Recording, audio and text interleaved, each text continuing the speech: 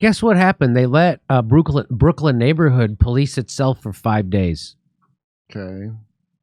It's been a quiet April afternoon until about a dozen teenagers began running up Pitkin Avenue in Brownsville, yelling and cursing. They were chasing a girl of about 14, and it was clear they wanted a fight. 5 plainclothes police officers watched warily. Across Pitkin stood about a half dozen men, civilians in jeans and purple and gray sweatshirts. They got it, an officer said. The teenagers slowed as they spotted the men, workers from an organization called Brownsville in Violence Out, who calmly waved them in a different direction. They scattered as the girl fled down a side street. The brief encounter encapsulated a simple yet unorthodox concept that is at the heart of a bold experiment organizers believe could redefine law enforcement in New York, letting neighbors, not the police, respond to low-level street crimes. And so I guess this is where Guardian Angels? It's like that. Sounds like it, right? So this is Brooklyn. Here's, I guess... It sounds like Guardian Angels. It sounds like that. Several times a year, workers from Brownsville and Violence Out stand sentry on 2 blocks for 5 days. The police channel all 911 calls from that area to the civilians. Unless there's a major incident or a victim demands an arrest, officers always in plain clothes shadow the workers. The civilians have no arrest powers, but they have persuaded people to turn in illegal guns, prevented shoplifting, kept a man from robbing a bodega, and stopped a pregnant woman from hitting a boyfriend who had not bought her a car seat and a stroller, as he had promised. They are part of the Brownsville Safety Alliance, a group of neighborhood and city groups, police officers, and members of the Kings County District Attorney's Office that is trying to ensure that fewer people are arrested and entangled in the criminal justice system. Members of the Brownsville Safety Alliance keep their eyes and ears open for problems that could become conflicts that would otherwise draw police. As the men and women from Brownsville and Violence Out watch for trouble, agencies offering services like free childcare and addiction recovery sit at folding tables, distributing pamphlets and luring passerbys with games, stress balls, and pens. The effort mirrors others that have sprung up in the demonstration after demonstrations swept New York and much of the country to protest the police killing of George Floyd in Minneapolis.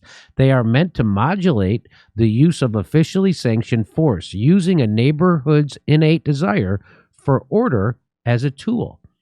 Residents have embraced the concept, said Nyron Campbell. He's 37, an assistant program manager at Brownsville and Violence Out.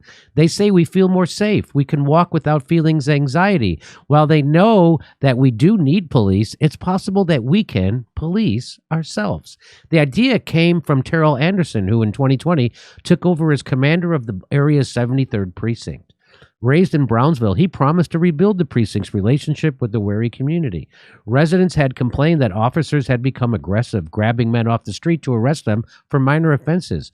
The neighborhood was reeling from the 2019 shooting of Kwasi Ashan, a T-shirt vendor with paranoid schizophrenia, killed as he swung at an officer with a chair at a nail salon. Inspector Anderson asked residents what the department could do to engender trust. Among them was Dushan Almond, a jocular and self-deprecating man who goes by the nickname Bigga. Mr. Almond, who runs Brownsville and Violence Out, said Inspector Anderson realized that sometimes all that is needed to keep the peace is a person with credibility, not necessarily a badge, telling someone, "Get out of here. You're bugging." Members of the community see themselves in Bigga, said Jeffrey Coots, the director of the From Punishment to Public Health Initiative at John Jay College of Criminal Justice. This is someone who was like me, who understands me, and is calling me out on the fact that I'm out of pocket a little bit, Mr. Coots said. There he is. You know what this sounds like? What the helpfulness of it is mainly is like the lady who was going to hit her boyfriend because he didn't buy a stroller. Yeah. So cops get involved in that.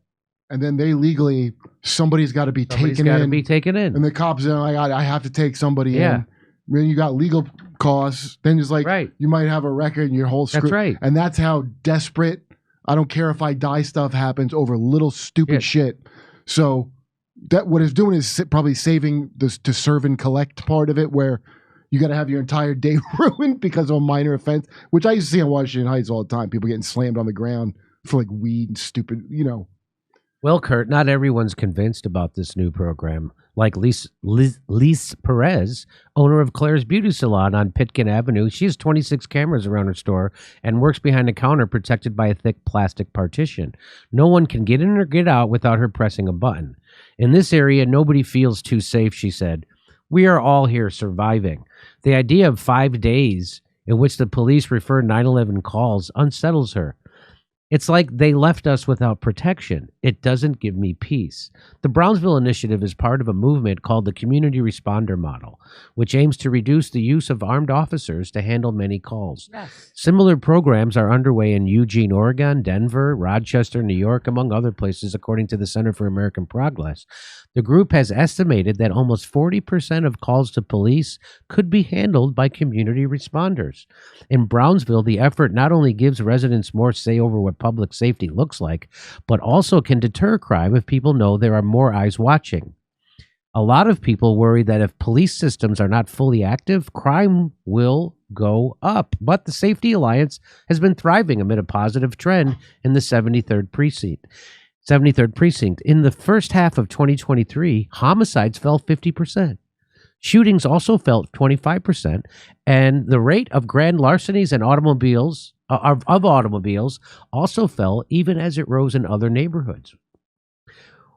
One set of watching eyes belongs to Mr. Ullman. He's 47, a former gang member who spent more than 13 years in prison for bank robbery. His past, if you're going to go to prison for bank robbery. Yeah. Right?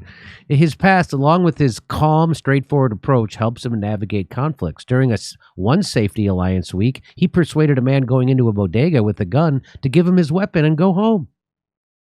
The next day, the same man returned, but this time to volunteer. He spent the day squashing beefs, Mr. Ullman said. He broke up like 3 fights.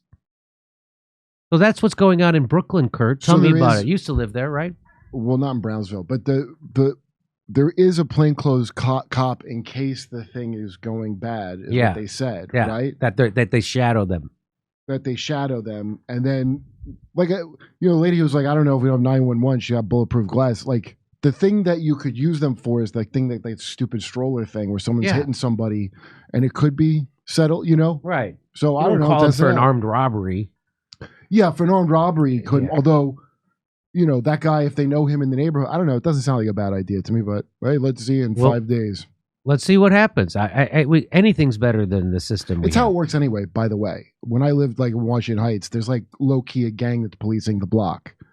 They're not not the police. There's a gang. It's in their interest to keep it nice because junkies can screw up the block, and it's bad for business. I told you a guy I used to buy weed from. He goes, listen, I'm getting transferred to a couple blocks away, and the new guys. He said this to me. I'm from this block, and new guys might not take care of it as good as I do because they're not from me. Like the shit here about cops. Yeah. They're not from the neighborhood. Yeah. He gave me that. So it just sounds like it's going to work that way anyway. It might cut down on having to spend money on small time bullshit. Because in New York, for a long time, you get grabbed on all kinds of stuff. I'm for it. I can't wait to see how this works out. This certainly sounds better than stop and frisk.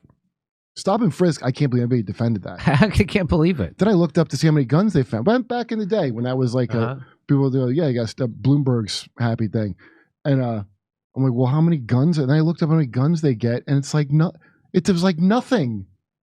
So you're not even getting extra. What are you getting from this? Nothing. Harassing people with drugs. They were getting them for bullshit drug charges. That's right.